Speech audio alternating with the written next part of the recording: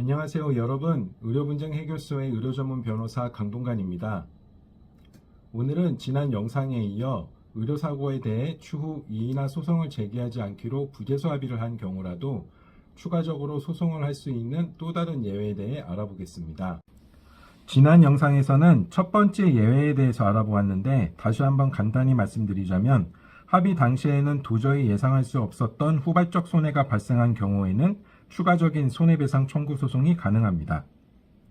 오늘은 두 번째 예외, 바로 의료 분쟁에 대한 합의가 불공정한 법률 행위에 해당하여 무효인 경우입니다.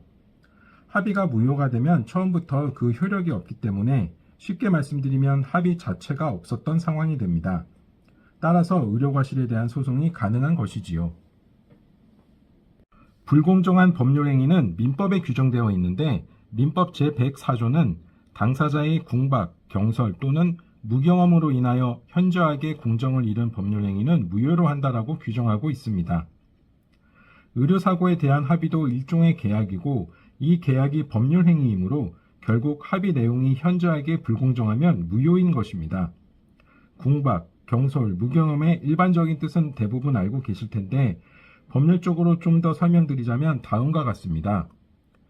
궁박이란 정신적, 경제적 원인에 의한 급박한 공공을 의미하고 경솔이란 일반인이 가지는 판단력을 충분히 발휘하지 못한 심리 상태를 의미합니다. 그리고 무경험은 일반적인 생활 체험의 부족을 의미하는데 이는 어느 특정 영역에 있어서의 경험 부족이 아니라 거래 일반에 대한 경험 부족을 의미합니다. 그런데 이런 궁박, 경솔, 무경험은 어떻게 판단할 수 있을까요?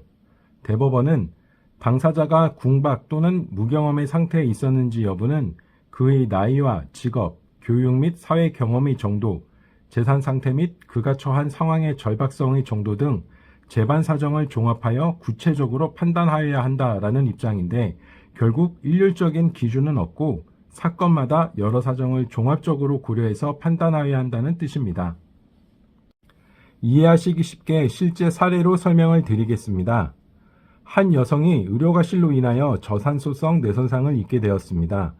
의료사고 발생 후 약 2달 정도 입원 치료를 받다가 퇴원을 하였고 퇴원 10일 후에 남편이 아내를 대리해서 병원 측과 합의를 하였습니다.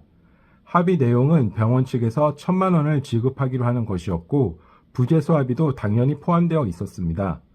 그 후 2년 정도 시간이 지난 후에 남편이 아내를 대리해서 추가로 6억 원의 손해배상을 청구한 사건입니다.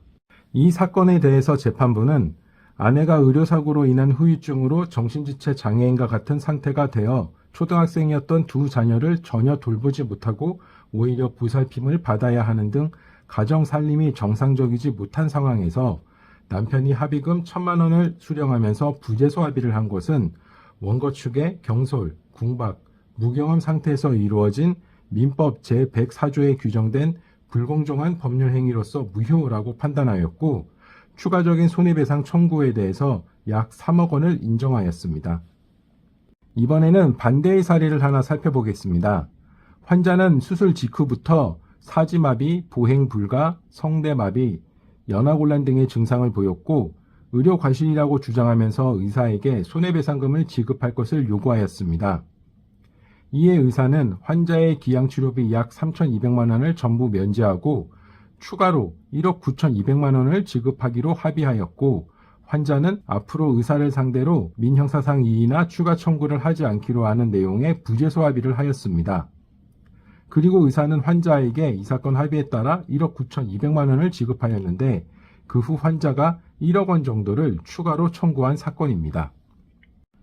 이 사건에 대해서 법원은 이 사건 합의가 이루어진 시점, 합의 경위 등을 종합하여 볼 때 이 사건 합의를 할 당시 원고가 다소 경제적 심리적으로 곤궁한 상태에 있었다 하더라도 나아가 이 사건 합의 내용이 궁박, 경솔, 무경험으로 인하여 현저하게 공정을 잃었다고 보기 어렵다라고 판단하였고 원고의 소를 각하하였습니다. 두 사건의 결론이 정반대인데 과연 그 이유는 무엇일까요? 여러 차이점이 있겠지만 제 생각으로는 가장 중요한 점은 합의금의 액수라고 생각합니다. 첫 번째 사건은 너무 적은 금액으로 합의가 되었어요. 환자가 나중에 다시 청구한 금액이 약 6억 원이고 법원에서 인정한 금액이 약 3억 원인데 처음 합의금은 단 1,000만 원이었습니다. 솔직히 이건 누가 보더라도 공정하지 않아 보입니다. 반면에 두 번째 사건은 합의금으로 1억 9,200만 원을 받은 상태에서 환자가 1억 원을 추가 청구하였죠. 이 1억 원이 전부 인정될 가능성이 얼마나 될지는 모르겠으나 재판부는 여러 사정을 고려했을 때 1억 9,200만 원의 합의금이 적지 않은 액수라고 판단한 것입니다. 즉 손해배상금으로 지급받을 수 있는 금액과 실제 합의 금액 사이에 현저한 차이가 있는 경우 불공정한 법률행위로 인정될 가능성이 높습니다. 그 외에도 의료사고 합의와 관련하여 불공정한 법률행위 여부를 판단함에 있어서는 합의 시점, 합의 당사자의 상황, 의료 과실의 명확성 등이 고려 대상이 됩니다. 그런데 실제로 법원에서 어떤 합의를 무효로 인정하는 경우는 거의 없습니다. 사적 자치의 원칙이기도 하고 무엇보다 무효로 판단할 만한 기준이 사실 애매합니다. 아까 1,000만 원으로 합의한 사건도 예를 들어서 5천만 원 또는 1억 원으로 합의했다면 아마 사건을 담당하는 재판부는 많이 고민하였을 것입니다. 1,000만 원은 의료사고의 피해에 비하면 누가 봐도 말이 안 될 정도로 적은 금액이었기 때문에 무효 판결이 내려진 것입니다. 오늘은 부재소 합의가 무효가 되어 소송을 제기할 수 있는 경우에 대해 알아보았습니다. 의료사고에 대해서 합의를 하실 때에는 합의하시기 전에 전문가의 도움을 받는 것이 중요하지만 만약에 이미 합의를 하셨더라도 그 합의 내용이 불공정하다고 의문이 드신다면 추가적으로 구제받을 수 있는지 여부를 전문가와 함께 확인하시는 것을 꼭 권유드립니다. 그러면 다음 시간에 뵙겠습니다. 감사합니다.